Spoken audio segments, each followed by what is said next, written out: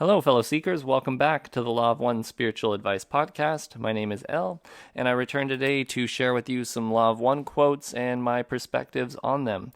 Today, I come to you to bring some topics of tuning sympathetic resonance, or, more simply resonance or vibration, how that's all related to channeling, and into how it's related to seeking and your daily life, bringing your highest and best.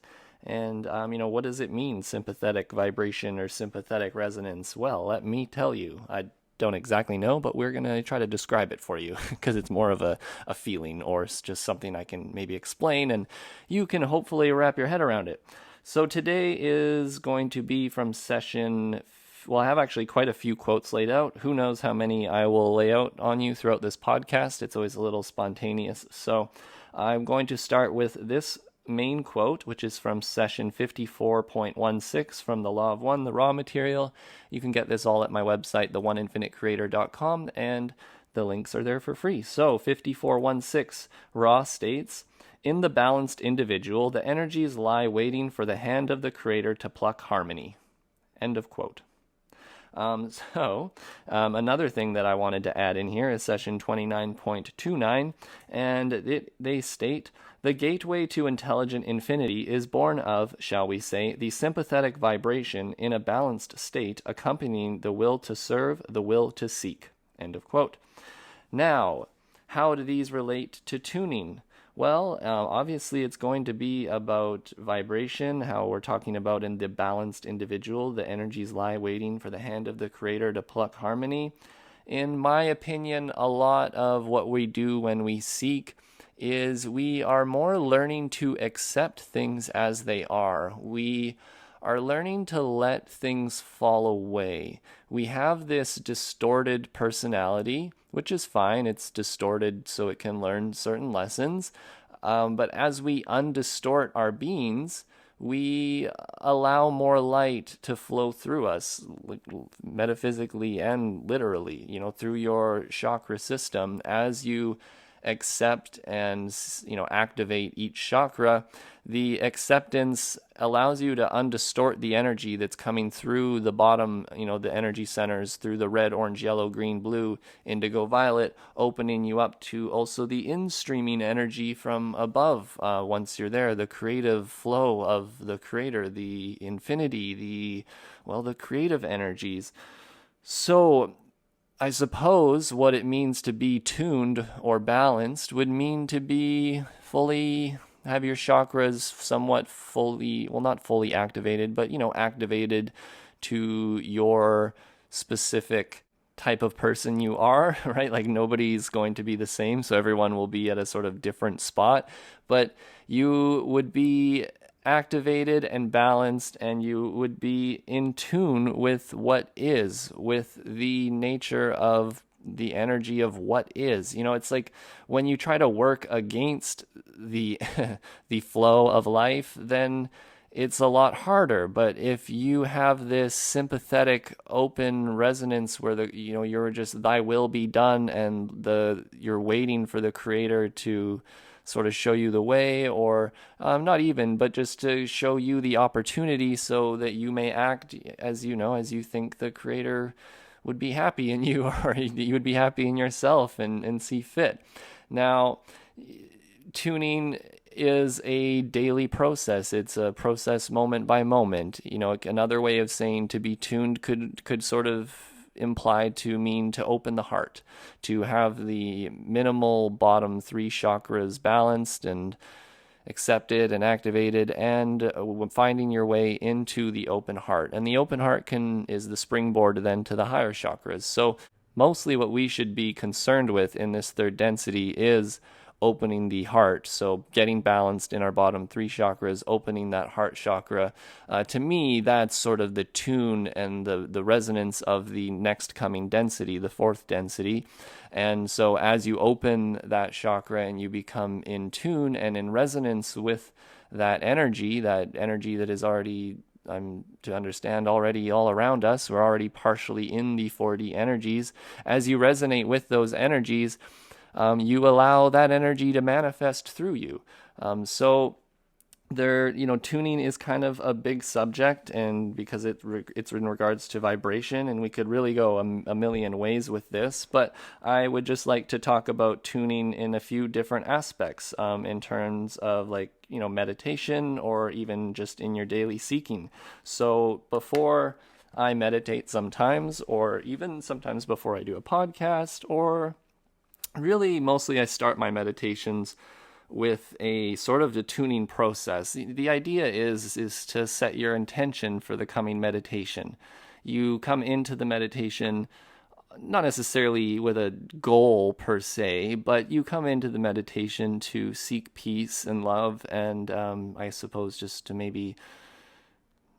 learn whatever it is you're there to learn, just to sit and listen and be quiet.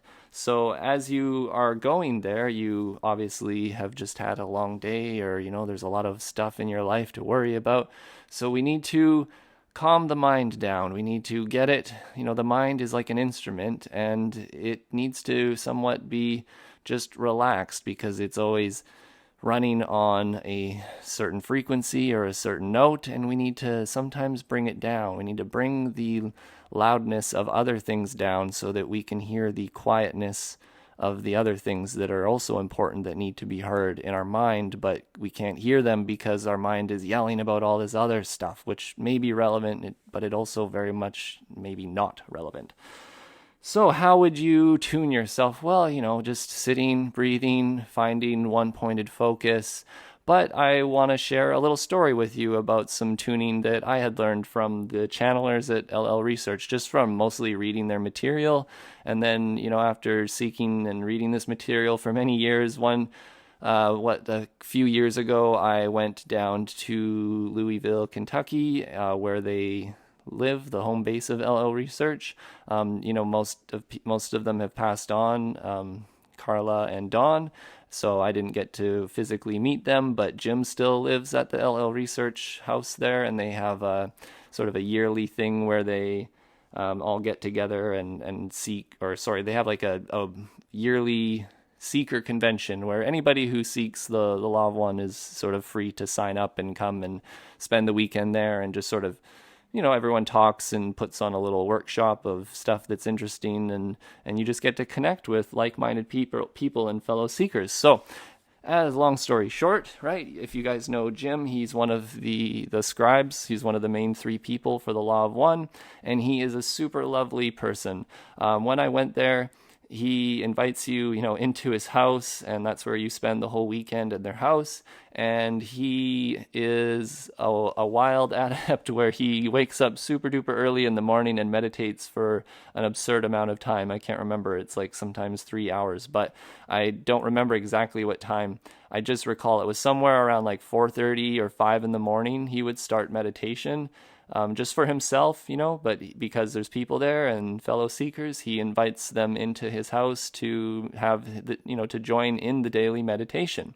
So when I did that, and it's like from like four, we have to get up at like 4 in the morning, get there at 4:30 or 5, and then we just literally sit in the living room. It's nothing special, and everyone picks a spot on the floor or finds a couch or wherever they can, and we start the meditation in the dark, and we basically meditate until the sun comes up a little bit after the sun.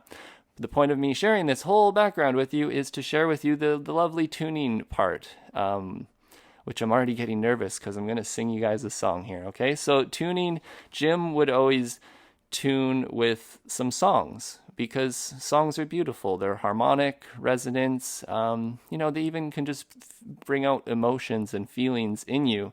And Carla, the main channeler for the LL Research, was a singer herself. So I believe that when Carla was in meditation, she would probably do a lot of the singing, but everybody sings together. I would just imagine this all started with Carla. So I don't know where these songs come from, but the one specifically that I really loved was this one that Jim shared, which I've heard Carla sing on YouTube before, and I don't even know the name of it, but I'm just going to sing it for you. So the idea is you just sing this song once, twice, 3 times. I like to do it 3 times, and just feel it out. And then you'll throw in the second song, which is kind of funny, which I'm sure you've heard before. But these are the types of things that you can do to prepare yourself to get in a nice state of setting your intention and calming the mind, and just, I don't know, becoming aware of what is.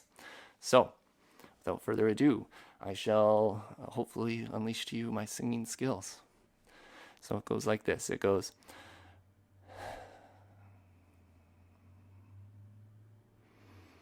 I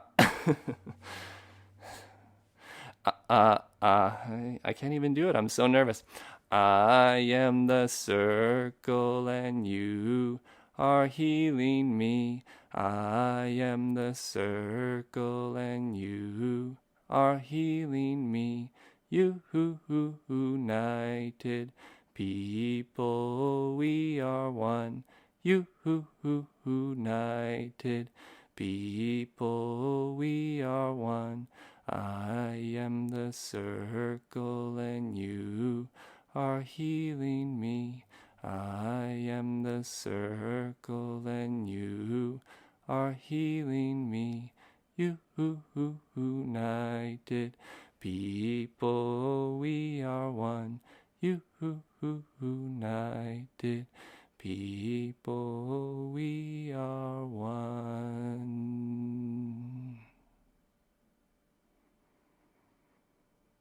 So I usually sing that 3 times, just in my head, sometimes out loud, depends how I feel.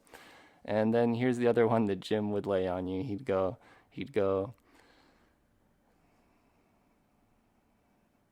row, row, row your boat gently down the stream. Merrily, merrily, merrily, merrily, life is but a dream. Row, row, row your boat gently down the stream. Merrily, merrily, merrily, merrily, life is but a dream. So, I hope if you've joined me and you aren't in a crazy, chaotic space listening to this, that you felt some of that. You know, I know it was weird. It's super weird for me. I've never sang to anybody. And when I'm going to re-listen to this, hopefully we'll actually post it. So if I do, give me props for being vulnerable, because I'm already thinking that I would like to edit it out, but I'm hopefully not going to do that because I love you guys and I want to share these weird things with you. So there you go. So there's the idea, right? You get yourself into a beautiful, wonderful, quiet space. Calm yourself down, and then at that point, I suppose, with my meditation, I just am somewhat seeking silence the rest of the time. If thoughts need to arise, I will let them arise. Sometimes inspect them, sometimes just let them go. It really depends. I just sit there in the silence and wait. Things come up. Puzzles will be solved in your mind. You will get things like, right before you fall asleep and you always have that brilliant idea. That's what meditation is. That's why you tune yourself before meditation. You have somewhat better results, but you don't want to necessarily do that for the results. It's just better. It's just a more harmonic way to get yourself into the space you need to get yourself into. Okay, so that being said, this is similar to how whenever you would do a channeling session with Carla or Jim, or they do it themselves, or really anytime you read any of this stuff, they already had done this beforehand. They've they've sang themselves some songs, they've meditated together, they've found peace, and then they seek channeling together. So, if you do that also as a group of people, it's a stronger connection, a stronger resonance, a louder song, if you will, a brighter light. All these types of things are related to being in tune, especially when you have many people in tune with the same intention and the same resonance. Imagine the change and the power that lie within that. Okay, so we can also take this a step further and talk about how there is a somewhat just general tuning in your daily life, in your daily seeking. I like to just call this, I suppose, gratitude. There's a lot of terrible things going on in the world, and there's a lot of media and social media there to remind you of it. So I think this is more important than ever that we remind ourselves to be in a state of gratitude. That list of things that are terrible, I'm sure you have that list and you know of all the things on that list. But if I asked you, what are you grateful for? Do you have that list immediately, readily available in your head? If you don't, why don't you? And if you do, how often do you spend focusing on the wonderful, beautiful, lovely things in your life that you're grateful for? I just have to think of people in other countries who don't have as much as we do. And, I see some of the whiniest people out there and they have just wonderful lives. I mean, I'm not saying that, family members and friends can't be difficult, but, your circumstances compared to many out there are, well, they're blessed. So I think that the more the media tells you to be in fear and ungrateful and, resentful about other people who are richer than you, I say, be grateful, be freely giving, be charitable, share love, share service. In that resonance of sharing in your service, the beauty will manifest, the things that need to manifest will. And, thy will may be done, as in the quote is stated, in the balanced individual, the energies lie waiting for the hand of the creator to pluck harmony. And also, again, the gateway to intelligent infinity, which is like the gateway to the third eye, to infinity, to the creative, to the creator, the more undistorted creator, if you will. So the gateway to intelligent infinity is born of, shall we say, the sympathetic vibration in a balanced state, accompanying the will to seek, the will to serve. Sorry, they said it, the will to serve, the will to seek. That reminds me of the talk of crystal healing as well. They talk about when you're trying to heal with crystals, it's not necessarily the crystal that does the work. It is the energy coming through the instrument, the person holding the crystal, and their resonance and, their ability to allow the flow of the sympathetic vibration of the creator, of what is the perfection of every moment to just flow through you. And it's weird because I always thought when I read that at the beginning that you would have to do some sort of stuff and rituals and all these things. But, mostly this type of healing that they speak of it's a sympathetic healing. You more just offer yourself as an instrument of service and allow the will of the creator to flow through you, and whatever happens will happen. And hopefully, it is a good thing as to what happens if your intention is pointed in the correct direction. And there is no specific thing I can tell you as to what to do to tune yourself perfectly. It is your own art form. They say in session 7118, Ra states, to comment upon this list is to play the mechanic, which views the instruments of the orchestra and adjusts and tunes the instruments. You will note these are mechanical details. The art does not lie herein. End of quote. So as they are stating here, there's no one thing generalization to tell you to tune yourself. Maybe those two songs we sang earlier, they're stupid to you and you laugh at them, but that's fine. Pick something that makes your soul awaken. Pick your favorite song. I have a Edward Sharpe song that I always love to also somewhat tune myself with. And how does it go? It goes something like, love go ahead, love stand beside us, love go within each heart to guide us, right? Anything like this, pick your thing. I'm sure you've got one, but, use that to your benefit. Use it to your seeking. Use it to make yourself a lovely, wonderful, cheery person who, it's like, is it correct to be cheery and joyful? Well, they state somewhere else in the Law of One, a byproduct of seeking and serving is joy. So it's okay to be happy. It's okay to be joyful. Be the example that you want to see in the world. You want to see other people be happy? Be happy. Be a tuned individual. Share that love of yourself. of share the love of the Creator as it is known to you, and share it with other people. You don't always have to try super duper hard, I think, is the idea. The sympathetic vibration means, you're somewhat just sitting, waiting in peace, in harmony. You see an opportunity to serve, you take it. To me, that's what it means to be plucked to be plucked by the Creator, to be used in the instrument of life. So thank you, friends, so much for listening. I hope you enjoyed the podcast. I only did one this week, and I will just try to do two. I was busy earlier in the week, but we'll try to keep on doing with two. If you appreciated the podcast, please give it a like, leave me a comment, tell me what you thought.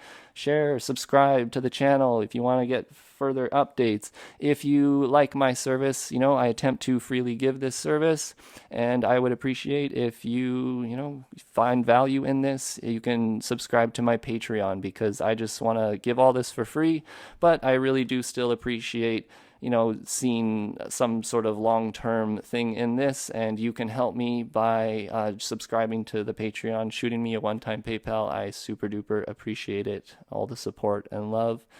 So the1infinitecreator.com is where you can find all that. My friends, I bid you adieu in the power and peace of the one infinite Creator. Thank you. Love you. Thanks for listening. Take care.